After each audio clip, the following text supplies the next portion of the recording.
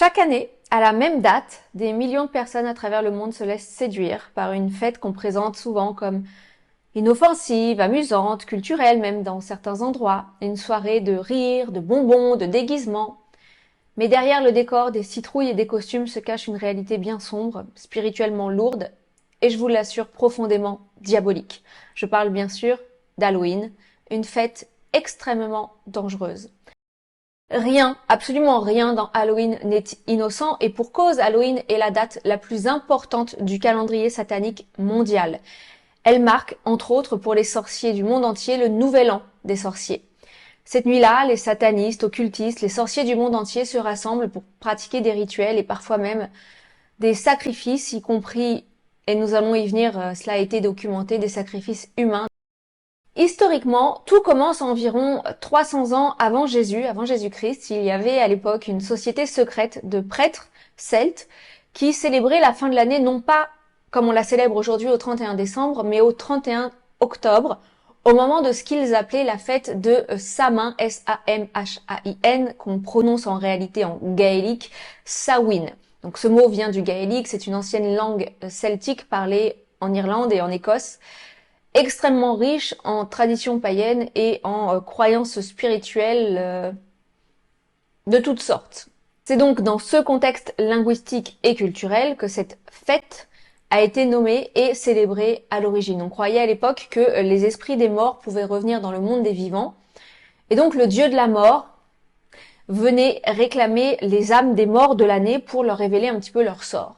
Et cette nuit-là, les prêtres celtes allaient de maison en maison pour réclamer non pas des bonbons à l'époque, mais des offrandes, parfois même des sacrifices humains, sous peine de lancer des malédictions de mort sur les familles qui refusaient. C'est de là que vient l'expression trick or treat, chez nous en France, un bonbon ou un mauvais sort. Autrement dit, faites-nous une offrande, sinon nous allons vous jeter une malédiction. Voilà la réalité de ce que vous célébrez, et surtout de ce que vous invoquez sur vos demeures, sur vos foyers, quand vous fêtez ou que vous prenez part de quelque manière que ce soit à Halloween.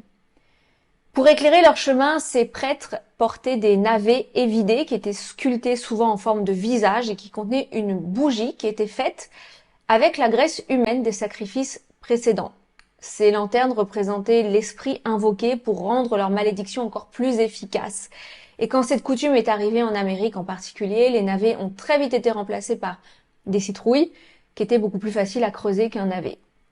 Et c'est là qu'entre en scène le personnage de Jack. Selon la légende, Jack était un ivrogne avare qui joua des tours au diable. À sa mort, il fut rejeté du paradis pour ses erreurs, ses fautes, et il fut également rejeté de l'enfer pour avoir trompé Satan. Condamné donc à errer dans les ténèbres, et c'est bien sûr là la légende de l'histoire d'Halloween, puisque nous savons que le purgatoire n'existe pas. Quand vous mourrez, quand vous rendez votre dernier souffle, vous allez soit avec Jésus-Christ, soit avec Satan. Et donc, lui qui dans la légende était condamné à errer dans les ténèbres, il marchanda avec Satan pour qu'on lui donne une lanterne pour s'éclairer, une lanterne précisément creusée dans un navet. C'est donc cette lanterne qui est devenue le symbole de son errance, de sa perdition éternelle. Aujourd'hui encore, Jack-o'-lanterne est l'un des symboles les plus puissants d'Halloween. Cette fête macabre, assurément macabre, qui durait autrefois entre 7 et 15 jours, était marquée par la débauche de toutes sortes, des orgies de toutes sortes, mais surtout, et c'est là où je veux en venir, des rituels occultes. Et puis, plusieurs siècles plus tard, en 1048, cette fête a été déguisée dans le calendrier religieux associé à la Toussaint, le All Hallows Day, et sa veille, le All Hallows Eve, devenu Halloween. Mais derrière le vernis culturel qu'on essaie d'y mettre, les rites occultes d'Halloween n'ont jamais disparu. Aujourd'hui encore, selon le World Book Encyclopedia, le 31 octobre est officiellement le commencement de tout ce qui est, je cite, froid, noir et mort, cold, dark and dead.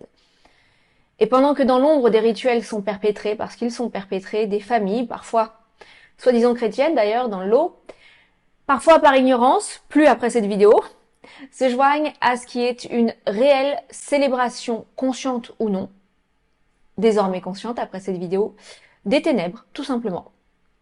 C'est pas une légende urbaine. Nous avons beaucoup d'ex-satanistes convertis à Jésus qui témoignent chaque année de l'importance spirituelle de cette nuit du 31 octobre au 1er novembre pour le monde occulte. Ils racontent que des cérémonies sont organisées, des invocations sont faites, des pactes sont renouvelés. Pour eux, plus les gens participent à Halloween, même inconsciemment, et plus l'atmosphère spirituelle dans le monde devient favorable aux ténèbres. Et j'aimerais poser une simple question. Si Halloween n'était vraiment qu'un simple jeu de déguisement si innocent, pourquoi tous les symboles de cette fête représentent-ils la mort, la peur, le diable, les démons, les têtes de squelettes, les sorcières? Je suis allée dans une boulangerie l'autre fois, j'ai vu des doigts de sorcières, c'est effrayant, c'est atroce. Qui a envie de manger un truc pareil? Les monstres, le sang. Pourquoi il n'y a aucun symbole lumineux? Pourquoi pas des fleurs, ou des petits oiseaux, ou des papillons, ou le soleil, ou je ne sais pas moi?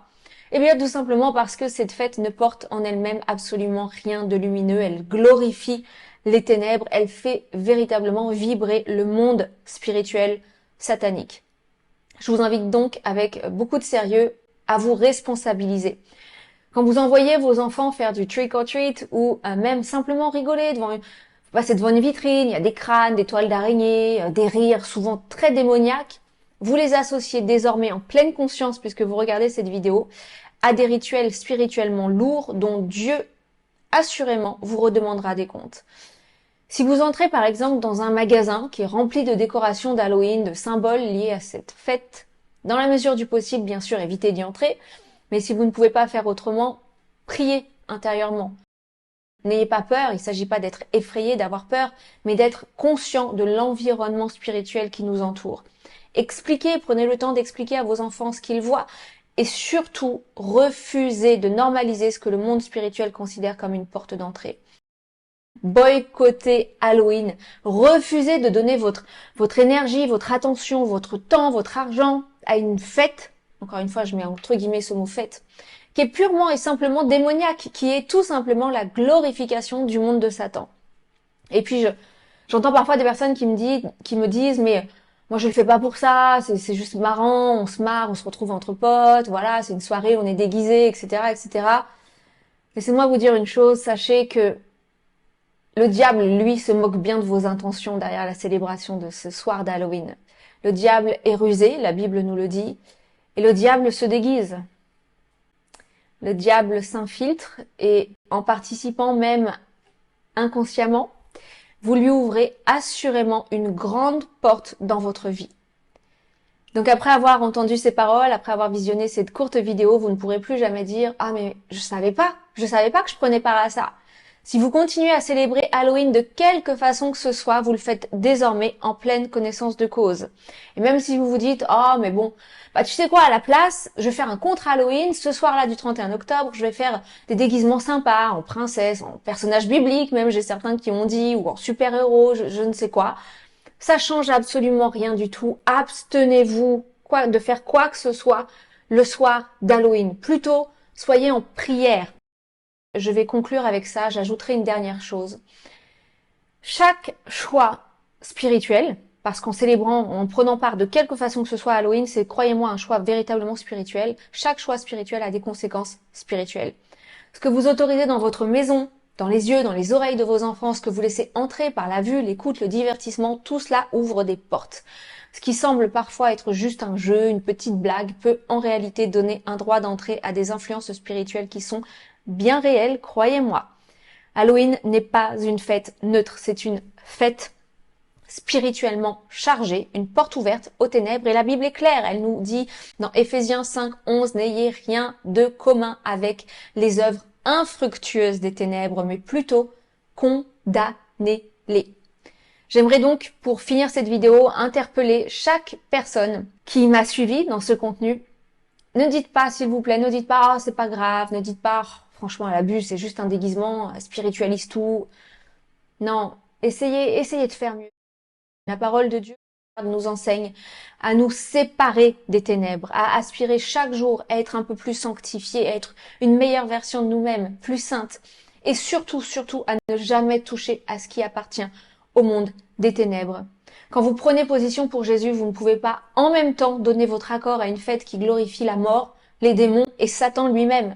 Alors cette année, je vous encourage, fermez la porte, boycottez Halloween, parlez, expliquez à vos enfants, avertissez vos proches et surtout, surtout, choisissez de marcher dans la lumière. Vous savez, vivre une vie bénie, une vie épanouie, c'est aussi un choix.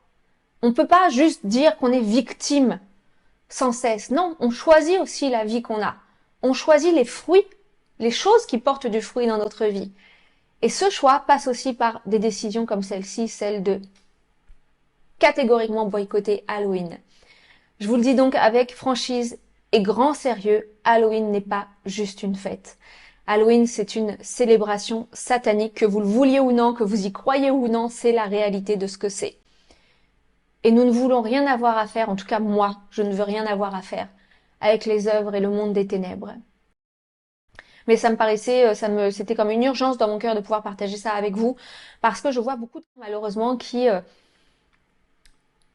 en toute bonne foi, inconsciemment, ne réalisent pas ce qu'ils font quand ils prennent part, de quelque façon que ce soit encore, je le dis, à Halloween. Ne vous associez pas de quelque façon que ce soit à Halloween. Je vous donne des informations factuelles aussi sur ce qui se passe dans le monde le soir d'Halloween. Prenez conscience qu'il y a des sacrifices humains et en particulier d'enfants qui sont encore perpétrés à travers le monde, notamment aux États-Unis et en Australie, où le sang coule pour renouveler les pactes et les alliances dans le monde diabolique, dans le monde satanique spirituel. En tout cas, vous ne pourrez plus jamais dire « je ne savais pas ». J'espère que ça vous a réveillé si vous fêtiez jusqu'alors Halloween.